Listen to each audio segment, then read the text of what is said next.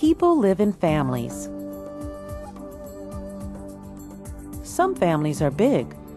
Other families are small.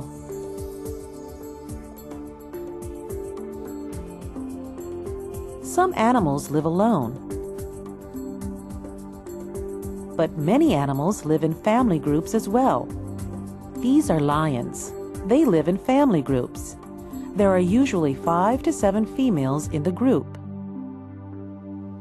In the group, there is usually only one male. He has long hair on his neck. He is very handsome. He is the father of all the young lions. These are his sons and daughters.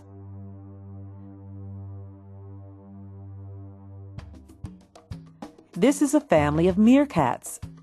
It is a big family. There are 20 to 30 meerkats in the family. This is the alpha pair. They are the leaders. They are the mother and father of all the young meerkats. Aren't they pretty? This is a family of gorillas. This is the leader of the family. He has silver hair on his back. He is the father of all the young gorillas in the group. There are 7 females. They are the mothers of all the young gorillas.